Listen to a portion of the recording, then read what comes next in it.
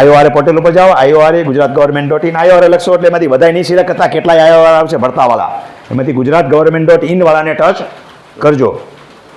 એને ટચ કર્યું એટલે પછી IORA પોર્ટલમાં ઓપ્શન ખુલશે, એમાંથી તમે વે જાઓ, 7 નંબરની ક્ષતિ સુધારણા લખેલો શબ્દ હશે, સ્ક્રોલ કરી જાઓ, બાજુમાં ટચ કરી જાઓ એટલે એક પછી એક વધતા રહેશે. મૂળ ખેડૂત ખાતર સર્ટિફિકેટની અરજી ને RTLOC પ્રમાણપત્ર એમ કરતાં કરતાં તમારા 7 નંબર ક્ષતિ સુધારણા આવ્યા ત્યાં અંદર ટચ કરો, વચ્ચે ઓલું સાઈડમાં ટચ કરતા હતા, સ્ક્રોલ કરતા હતા, વચ્ચે ટચ કર્યું એટલે એ વસ્તુ ખુલી એટલે હવે ઓનલાઈન એપ્લિકેશન ક્લિક કરી નાખો.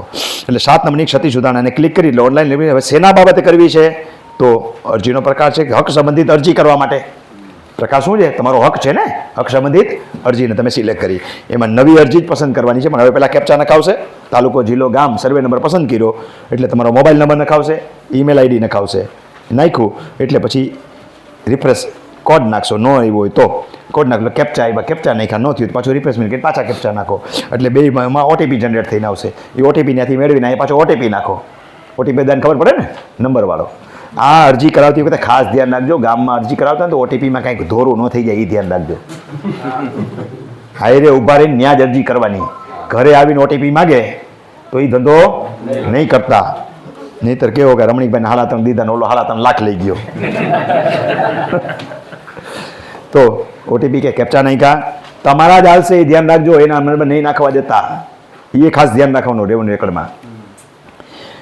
હાલશે તો ગમે એના OTP કેપ્ચા નાખ્યા એટલે જનરેટ OTP જનરેટ થઈ ગયો, આવી ગયો, અંદર નાખી દીધો, સબમિટ કરી દીધો એટલે હવે પછી 7 નંબરની ક્ષતિ સુધારણાનું ફોર્મ હવે ખુલ્યું. આ એની પૂર્વ ભૂમિકા આખી થઈ. હવે એ પેજ ખુલ્યું એટલે પેજમાં તમે વિગત નાખતા જાઓ, એમાં તમને પૂછતા જાય નાખતા જાઓ, આમાં કંઈ કહેવાનું થતું નથી. જે વિગત પૂછી એ યુનિક કોડ એટલે કે ગુજરાતીમાં નાખતા જાઓ તમે, એટલે એક પછી એક વસ્તુ આગળ હાલતી જશે. બધી વિગત નાખી દેશો પછી સેવ એપ્લિકેશન કરો, ન કરવા દઈએ એટલે પાછી બધી એપ્લિકેશનના પોઈન્ટ ઉપર જુઓ કે તમે ક્યાં કાંઈક નાખવાનું ભૂલી ગયા છો કે ફોર્મેટ જુદી રીતે નાખ્યું છે, એ સુધારશો પછી સેવ એપ્લિકેશન કરવા દેશે. એટલે સેવ એપ્લિકેશન થઈ ગયું એટલે તમારી અરજીનો એક નંબર જનરેટ થયો, એ તમને દેખાશે, જે મેસેજમાં આવશે, તમારો ઈમેલમાં આવશે, આવે છે ને ઈમેલમાં આવશે ને એક મેસેજ સ્વરૂપે પણ તમને આવશે. ન ખબર પડતી જોતા હોય તો સ્ક્રીનશોટ મારી ગયો, ત્યાં તમને નંબર દેખાઈ ગયો સીધો ઉપર, જે કરો એ આવી ગયો. એટલે હવે પછી કાંઈ સુધારા વધારો તો એડિટમાં જવાનું, ત્યાં બાજુમાં શું આવશે? Edit button.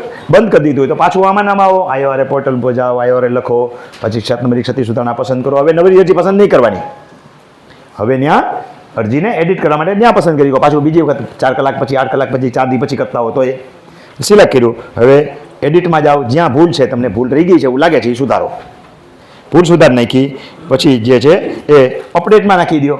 એકવાર અપડેટ થઈ ગયું એટલે હવે સુધારો થઈ શકશે નહીં, તમે ફરીવાર અરજી નવી કરી શકશો નહીં, નવા નંબરથી આગળ વધવાનું.